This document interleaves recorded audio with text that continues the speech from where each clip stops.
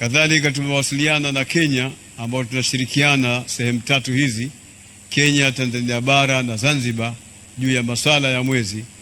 Wao hawakuona na pia walitangaza mapema siku mbili kabla ya kwamba mwezi hauwezekani kuonekana kwa siku ya leo.